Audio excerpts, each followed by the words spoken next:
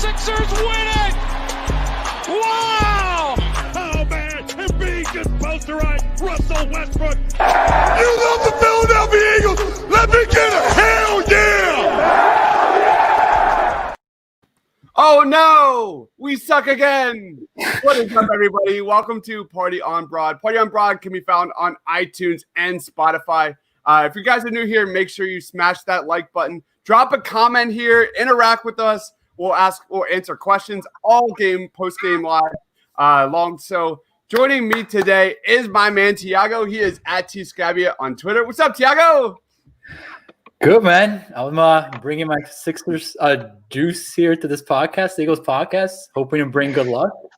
But this felt like a Sixers-Celtics 4-game series. It was painful to watch. It was absolutely painful to watch. So looking forward to talking to you guys about it, but not good, man. Not good at all. I really didn't think it could get worse from week one versus the Washington football team, but here we are. Here we fucking are. Also joining us today is my man, Brian. What's up, Brian? Hey, how's it going? How was the game? Hey, how are your feelings right now? You're looking a little stressed and a little overwhelmed right now.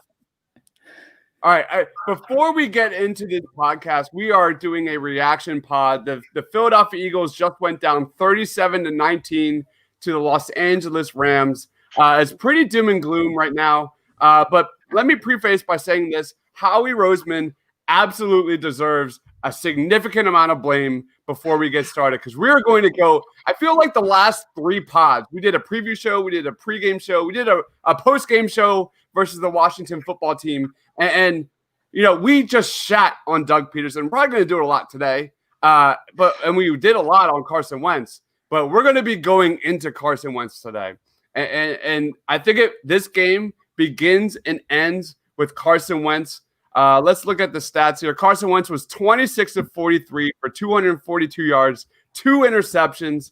I don't really know where to begin with this one. I guess I got to start with that interception towards Jalen Reagor in the first half versus Washington, because that's where it starts.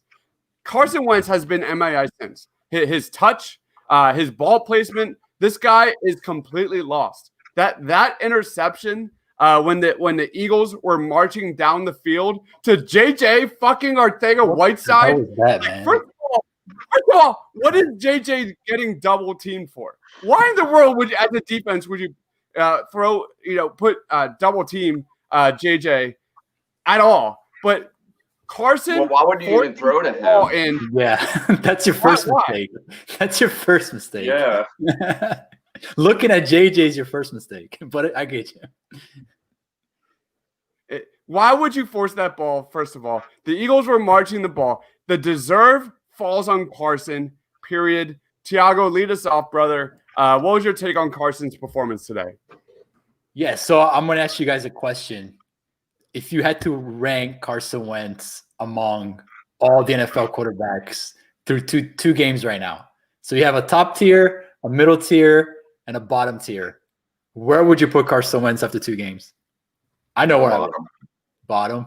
I would say about 28. 28. So that's really at the bare bottom. I wouldn't go that low myself, but if you watch him play, this is not the same quarterback we saw last year. And I don't think – I don't know what's going on through his mind. Obviously, I don't know what the coaches are telling him.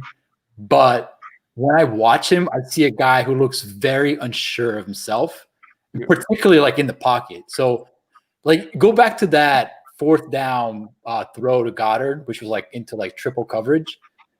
He had time to sit back, move to his left, or even perhaps even run for a first down. And his processing speed is at a point now where it's just first read go. And you saw again on that missed touchdown throw to Goddard where he looked at Ertz in the shallow cross. So you're talking about a guy who is supposed to be one of the top quarterbacks in football. And here we are talking about a guy who looks like a 28th, 29th ranked quarterback in the NFL. So I'm concerned because those things should not be happening in year 5, right? Those things should be long past his game, and they're not. And if I'm an Eagles fan right now, which I am, I'm concerned. I am very concerned from what I've seen Carson Wentz so far. Carson Wentz has been absolutely brutal. 32. If you're looking for quarterback, this isn't it, man. Like, he's clearly made the offense worse. He had really strong protection today.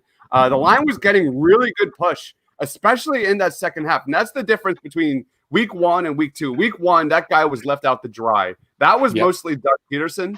The play calling was also atrocious today. But there were at least a semblance of trying to get creative on offense. We saw Jalen Hurts. Maybe we'll touch on that moving forward. We will see.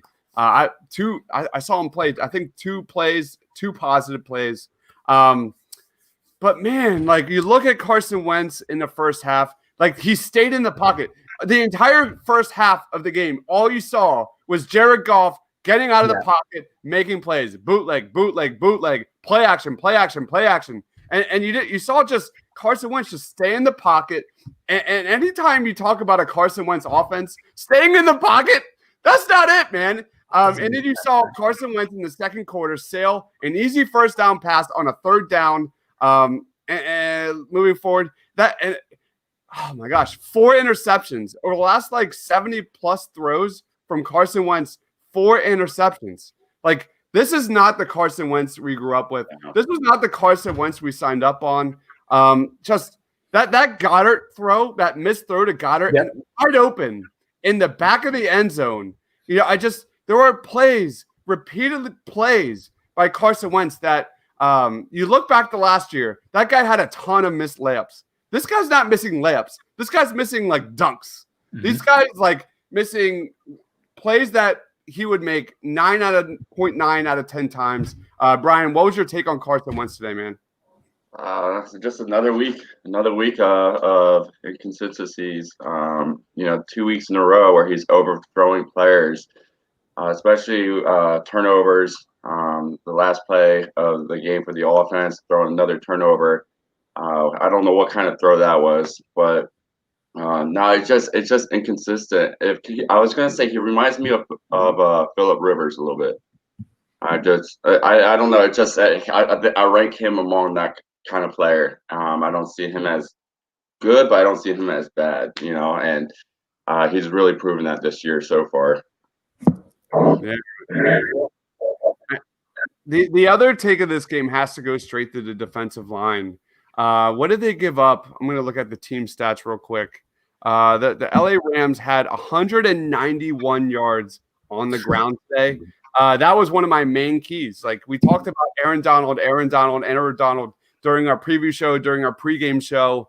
I thought that was to the Eagles' advantage, that the Eagles' defensive line was going to be able to control the tempo and at least make the Rams one-dimensional. And that's why I was also picking on the secondary between Darius Slay and my man Avonte Maddox. And man, Roby Coleman just got picked apart this game.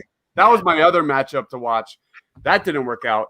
But the defensive line, this was the first time we saw Fletcher Cox with the entire assortment of guys. Malik Jackson, Derek Barnett, Brandon Graham. All these guys were supposed to make Fletcher Cox's day easier. It didn't happen. And you saw Jared Goff, especially in that first half, just march down the field again and again and again on the Eagles. Dude, that guy looked like Tom Brady. Jared Goff is not Tom Brady. Newsflash. And in that second half, you saw that the defensive line finally start to get into Jared Goff's head, especially in that third quarter. But after that, the defense was just gassed. Any takes on the defensive line, Tiago? Yeah, my big takeaway from the defensive line is who started the game. So Josh Sweat started the game, not Derek Barnett, right? So that to me is a sign that Derek Barnett is probably on his way out of town, which, again, another first-round pick that should have came in and been an immediate impact on your team. And now we're talking about, no longer being here after this year. So that was my main takeaway from the defensive line. I also want to point out, when you talk about the run game, I don't know what they think Jalen Mills is, but Jalen Mills is not a safety. And we saw it again today, getting absolutely embarrassed on the run game. I mean, that was a 50-some yard run where Darius Slay got hurt tackling. As an open field tackle, he completely whiffs on. I mean, you cannot have your safety be that incompetent in open field. And I'm not even talking about like the coverage stuff that he blows on a regular basis. So no, the combination of poor defensive line play with, I'm sure we're going to talk about the horrendous linebacker play, and then a safety who can't tackle. I mean, that's the recipe for disaster for the Eagles. So that was something else that for me was incredibly aggravating today. Yeah, Fletcher Cox had 1 tackle for loss. Josh Sweat had 2 tackles. Brandon Graham 1 tackle. Derek Barnett 1 tackle.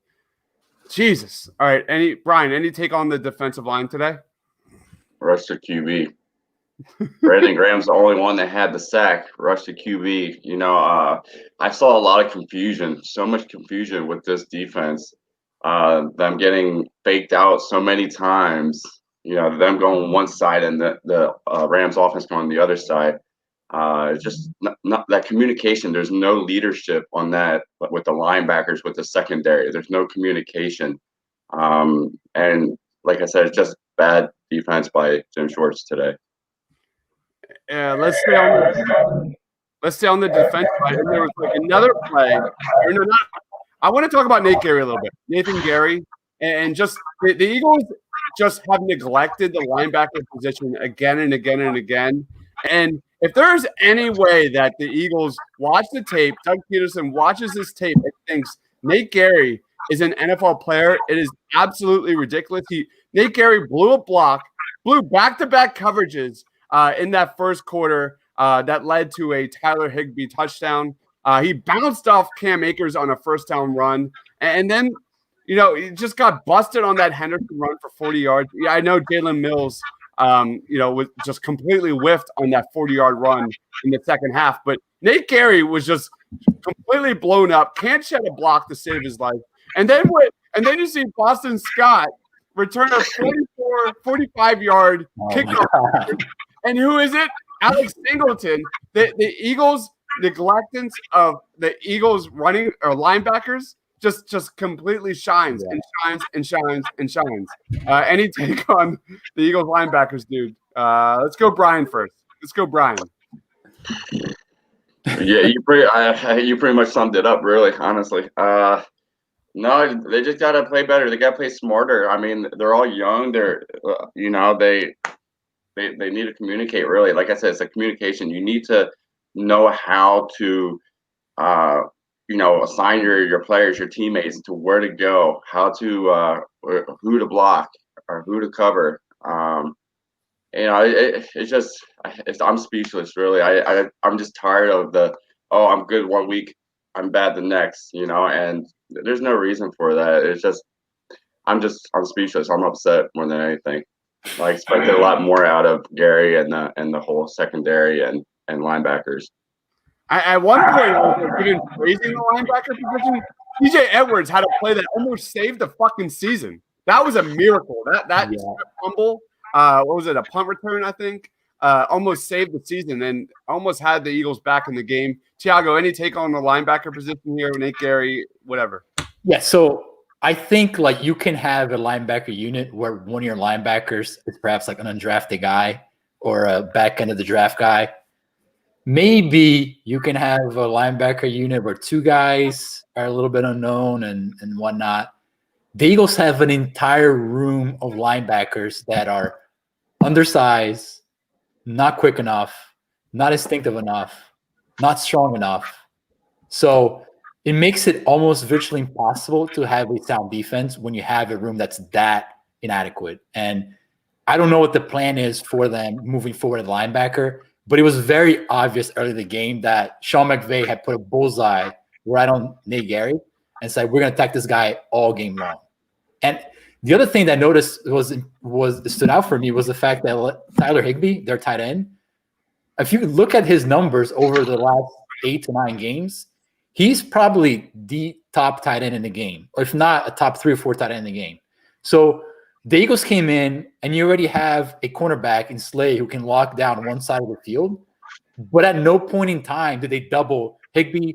Did they double Cup? Did they do any other type of coverage scheme to make sure that those guys did not get free? Because what I saw was Tyler Higbee and Nick Gary all game long, getting open all game long. And so for me, it was also a combination of, player, coaching, and personnel. It's just not, it's not there for the Eagles. I don't know how it's going to fall into place in the next 14 weeks. So I have a question. Does this make Doug Peterson regret getting rid of Malcolm Jenkins? That leadership role and firing up the team, firing up the defense. Do you think? Yeah, so you should have paid Jenkins. Yeah, I mean, Jenkins was my favorite player. I understand the business decision to move on from him, but it looks bad right now. I mean, Rodney McLeod, I thought looked excellent in week 1. This is not a good look. It's only one game. I thought the secondary as a whole played excellent in week 1. Tiago, any takes on that? Yeah, I mean, Malcolm Jenkins' contract has been up. I mean, when his contract was going to be up, right? So it wasn't a surprise. It didn't prop up all of a sudden on the Eagles and like, oh, crap, we're going to lose Malcolm Jenkins. Like, what is the plan a year ago, 2 years ago, to replace Malcolm Jenkins? And if you're telling me that the plan was Jalen Mills, then that's insane. So I don't think the problem was as much as re-signing Malcolm Jenkins as much as it was like, what was the plan? And they never really addressed it in the draft. I mean, I know they drafted a kid from Clemson this year, but he's a little bit raw. But you had your chances to take swings at safeties in the draft or even in free agency, and they've ignored that position. So I think that's really the problem is how you've managed that position over the last 3 to 4 years. So I would not have brought back Jenkins for that money. I think his play had slipped a little bit last year. He was still good. He obviously would still be good in this defense, but you got to factor in the money as well. And I think that they did make the right decision there. But the wrong decision is not having the player in a spot. So. Yeah, I think what I'm thinking is like you pay Deshaun Jackson this money, 2-year contract, 3 year, I can't remember. You pay him this money, and he's not he's not in the game as much, and you're paying these other players, and they're not performing. So the money that you pay these other players, you could have paid him, and so that's where I'm just kind of like. He's a difference maker on whatever team he plays on, right. And so I would never pay Deshaun Jackson that much if you knew that he would have gotten injured, Yeah, that's a good point. All right. We have Coyle saying the only reason Hurts played today was because Howie told Doug he needed plays. All these injuries on the O-line and holds at linebacker, defensive back. And your number 2 pick was a healthy scratch like last week. I thought Jalen Hurts playing was strictly like a good sign that we're going to get more creative play calling from Doug. I was actually impressed with Jalen Hurts. If we had to make a list, what did you do? You ran from side to sideline. That's how bad it's gotten. That's how bad this offensive playbook, how bad the game plan has been on offense. When you know it's predictable, when it's stale. When Jalen Hurts can come in and be a decoy, and that's the most creative play calling you have seen all year long. I mean, it's only 2 games, but let's be real. That's the truth. It is what it is. So, that emotion from the huddle to the sideline was very creative. But who is doing that? Is that Carson? Is that Doug Peterson? Like that's just how. Bare to the bones. He's desperate. Yeah, this offense is completely stuck. There's no rhythm. And when they finally got the rhythm, especially in that third quarter, like when Carson threw that interception, like I don't know about you guys, but the entire third quarter, fourth quarter, I felt the Eagles were going to win that game. Yeah. If they didn't throw, there was no other turnovers, that push the offensive line was getting, and that's another positive. I thought the offensive line was terrific today. So the way the offensive line was getting pushed, controlling the tempo, Miles Sanders was getting going, Boston Scott. I'm just shocked that this is kind of where we're at here is that, the bottom line is Carson Wentz. And I think that's the biggest takeaway here is that Carson Wentz is kind of I don't want to make any like bold statements here because in no way is Howie building a good roster around him.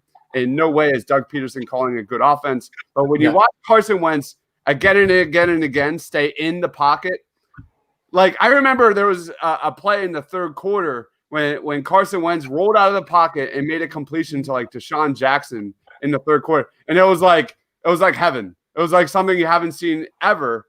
But how does it last that long to the third quarter to happen? That is the best Carson Wentz. That is Carson Wentz at his best. So there's just a few negatives here. Go ahead, Brian. You noticed that they went to Deshaun Jackson in the second half, and they went away from Jalen Reagor. Yep. You know, and that's my thing. I noticed that last week. The first half was more Jalen Reagor, and the second half was a little bit. Well, not really Deshaun Jackson because I don't think he really caught anything, but it's kind of on and off. And you know, when this team was coming back, I was thinking of last week. I was thinking of the Washington game, and I was like, man, you know what? The Eagles are getting momentum. They're going to come back like Washington did against them, and they just fell apart. But it falls on Carson Wentz, a lot of it, I think. The offensive line did great. Carson Wentz, you know, inconsistent. I don't want to burst the bubble here, but the Cowboys just recovered an onside kick, and they're driving for the win.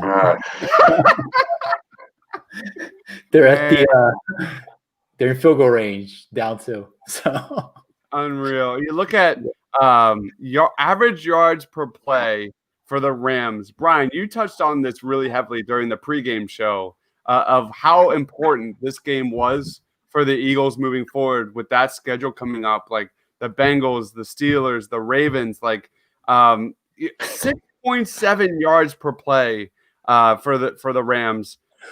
37 points scored. I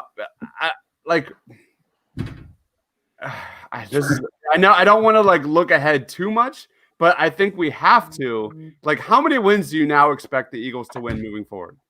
Well, let me tell you this. My dad told me, he just texted me, and he said, let me pull this up very quick. Yeah, pull up the schedule. I can tell you right now how many wins that is. Well, my dad said 4-12 this season. I was thinking 5-11 when what I said earlier, but he said 4-12 this season. Peterson and Schwartz gets fired, Wentz gets traded, and Howie commits suicide. But 4-12 is where I see them. 5-11. My co-host Rob and I have said this over and over and over again during our before the season started. You know, we called out Howie Roseman repeatedly. I didn't think Carson Wentz would be playing this bad. This is a different Carson Wentz I ever expected in my entire dreams. But we are right around an average to below average team. We are right around that 7 to 8 win team. Tiago, could they be worse than that? Oh, I think they're a worse team than 7 wins. I think they're a 5 to 6 win team. I mean, let me just break it down here. So you got the Bengals next week, right? That should be a win. Let's assume that, you know, Joe Burrow's not going to come in and beat. He looked terrific. He looked terrific on Thursday. Yeah, but their defense is, it's bad. Then you have 49ers, Steelers, and Ravens. So you're looking at a 1-5 football team right now, unless something drastically changes. Then you got the Giants, Cowboys, and Giants, right? So say you take 2 out of 3 there, the Giants are a mess. You're still at 3 wins, you know, past the halfway point of the season. So for me, it's a 3 to 6 to maybe 7 win team at best at the moment. I mean, their schedule gets tremendously harder. You know, the Seahawks, the Packers, the Saints, the Cardinals are improved. They get the Cowboys on the road again. So I don't see how this team is anything more than a 5 to 6 win team, which at that point, yes, I do think that we would have to talk about what are the changes for this team moving forward.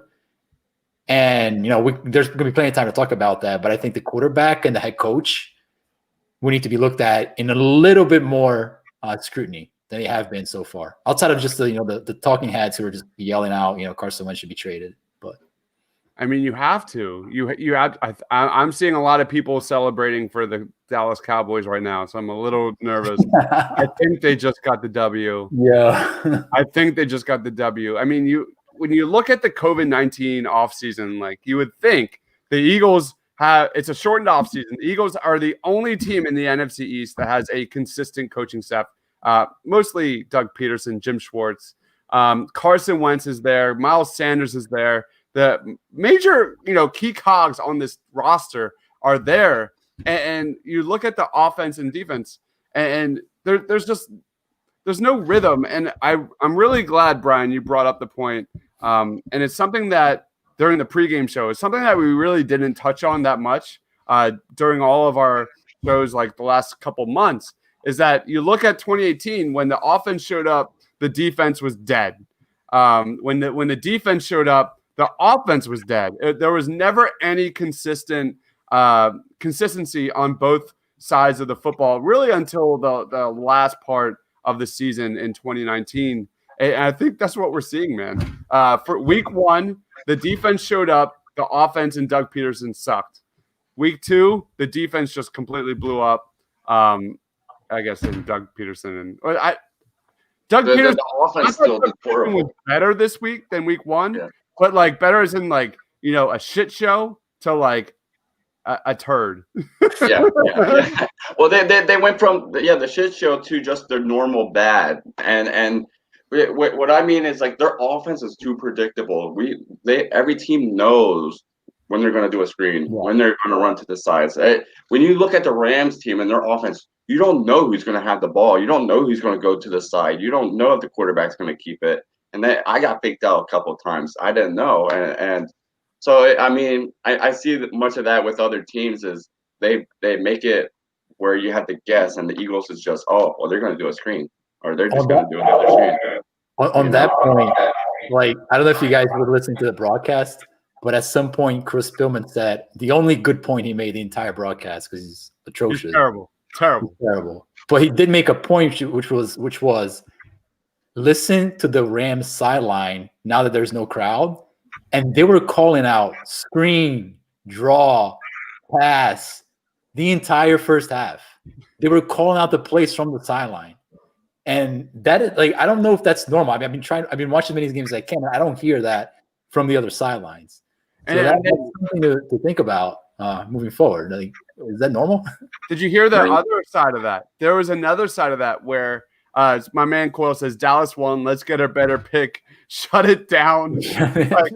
Bring in an offensive tackle, something in the draft. No, we're not there yet. We're not there. But we're getting pretty close. This is this is as doom and gloom as it gets. But that makes you wonder if Carson Wentz keeps on being inconsistent. Do they trade him at the end of the season for a draft pick, for a top draft pick? The way he keeps playing, let's say he doesn't improve. Do they go with Jalen Hurts sometime this year?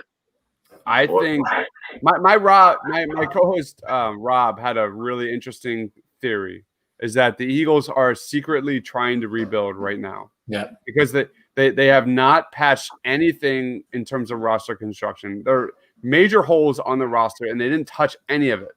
Linebacker, quarterback, just there's a lot of areas that they never even thought about addressing.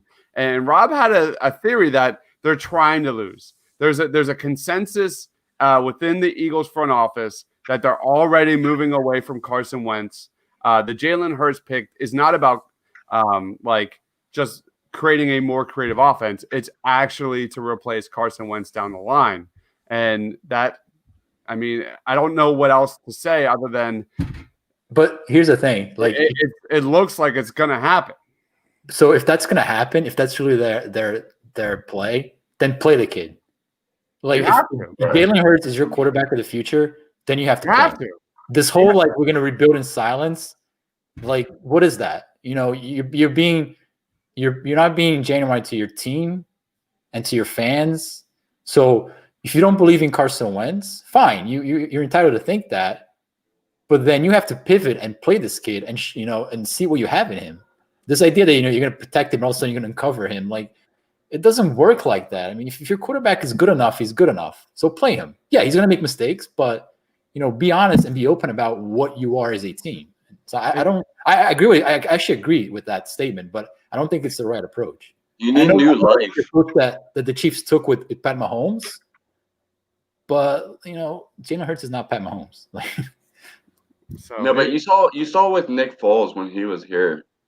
and obviously with Carson Wentz, I don't think the team plays as well with Carson Wentz. They don't have that energy. When it was with Foles, they played a lot more hype. They played a lot more energetic. It was more tempo, and I kind of feel that way with this season as well. With the past couple of seasons, it's just been, well, yeah, he's a good quarterback, but it just everything just seems like so scattered. They don't want to play for him. They just, I don't know. It feels that way for me. I don't I know. put that on Doug. I put Yeah. that on Doug more than Carson right now, because you looked at when the Eagles did do a up tempo no huddle offense in week 1 versus Washington. It worked. Yeah. It didn't result in anything, but it worked. So I think they just game plan.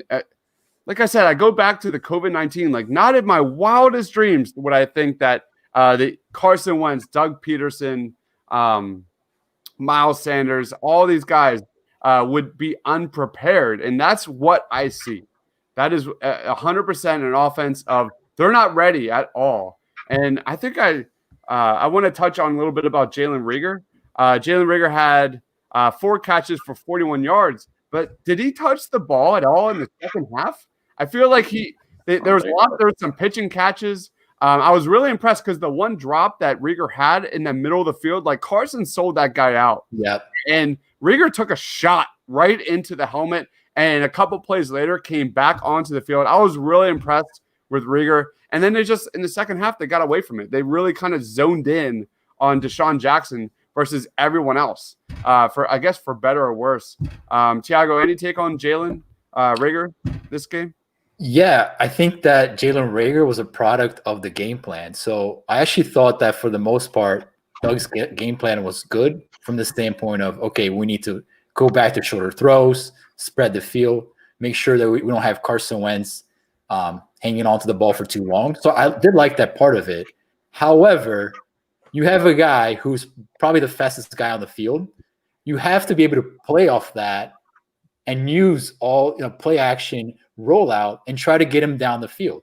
So they were so narrow focused on getting the ball out of Carson Wentz's hand, which worked, but they also compressed the playbook down again to 10, 15-yard playbook. So that is not Jalen Reagor's strength, right? So you want Jalen Reagor, yes, you want him catching screens, but you also want him streaking down the middle of the field. And they never really looked at him. And again, I go back to coaching. You have to be adaptive to your game plan. It's not like, okay, I'm going to throw short or I'm going to throw long. Like, be adaptive, react to what's going on, see how the defense is playing, and go from there. That's really what I see. Like, Carson Wentz is not playing at his strengths. Like, they're throwing Carson Wentz. It's almost like that Brett Brown, Elton Brand roster construction versus game plan. Like, there is no rhythm or what they're trying to accomplish on the field at all. And any take on Jalen Reagor this game, Brian? Yeah, no, he pretty much summed it up. I think with last week, you don't run the ball, but you're throwing deep passes. And then this week, you're running the ball and you're not throwing as many. They should have done it this week. They should have opened the field up a little bit more. They ran the ball so many times where they could have done play action and take chances down the field. That's why you got Deshaun Jackson and Jalen Reagor.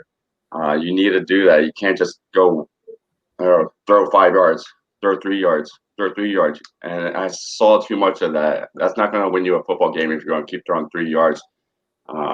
You just waste the clock. That's all it does. All right, let's move on. My final take on this game has to be the Eagles' defensive line. When the Eagles' defensive line, it's the first time they've been healthy since Malik Jackson got hurt in 2019, like before the season started, and they just did nothing. 191 yards rushing for the Rams. I think what the biggest long-term take of this is, it's not Carson, it's not Doug Peterson. So much money is in that Eagles defensive line. Fletcher Cox, Javon Hargrave, Derek Barnett, Brandon Graham, assets on assets on assets, and they gave up 191 yards on the ground. That's not only that bodes extremely poorly moving forward. So final takes, Tiago. Yeah, for me, I think what I'm going to be looking at moving forward is like who from this team can I trust for the rest of the season, right? So, we got Miles Sanders back. I like Boston Scott a lot. I want to see more of Boston Scott. I think that you can play two running backs side by side.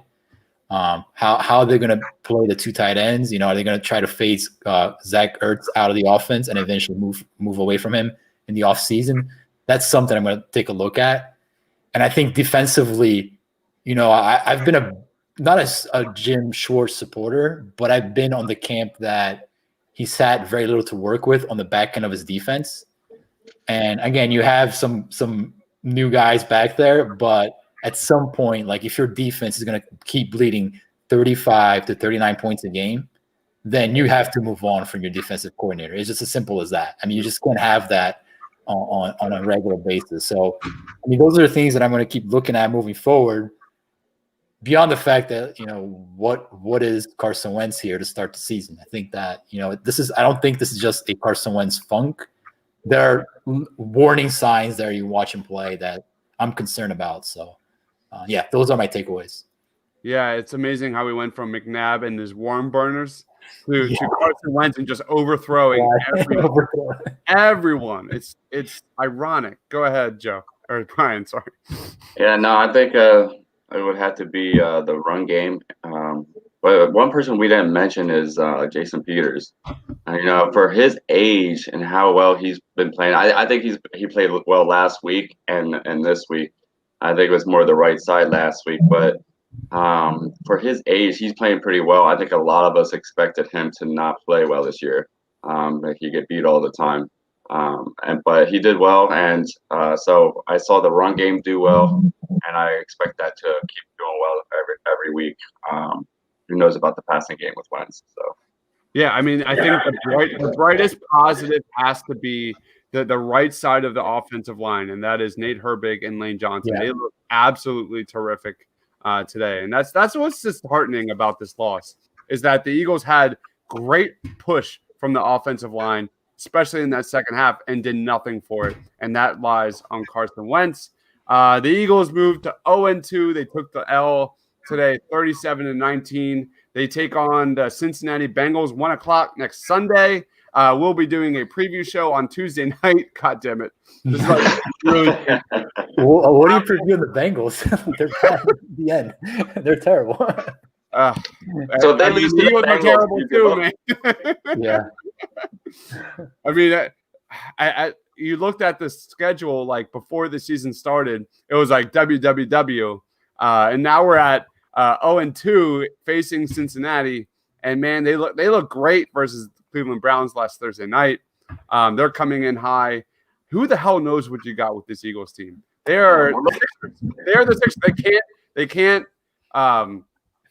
They get a lead and then they can't do anything with it. Like they're inconsistent as the Sixers have been all throughout 2019, 2020. We will be doing a preview show. We'll be of the Bengals game. We'll be doing a pregame next Sunday. We've got a lot of special guests coming up. It's going to be really fun. Preview shows, special guests. A lot of people from The Athletic will be joining Party on Broad moving forward. From Zach Berman to Shil Kapadia and beyond. So it's going to be really, really fun. I guess plug, Tiago? Want to do any plugs? For the Sixers, yeah. The NBA draft is going to be coming up here in about a month and a half. So we'll put out some more Sixers content, primarily related to the draft. So look out for that. Do you want to plug anything, Brian? I'm new. I'm the new guy, so just I'll try to be here every week if I can, and but otherwise, just happy to have everybody here. It's nice. To be fair, Brian was the one that predicted a loss in this game. Me and Dylan during the pregame show were both. It was W. I had 21-20, and but I was expecting the high score from the Rams, but I should have known better. All right. Thank you, everyone that watched. Make sure you lock it down to thepaintedlines.com. Make sure you subscribe to the Painted Lines YouTube channel. For Tiago, for Brian, for myself, thanks for watching, guys. Go Birds. Go Birds. Go Birds.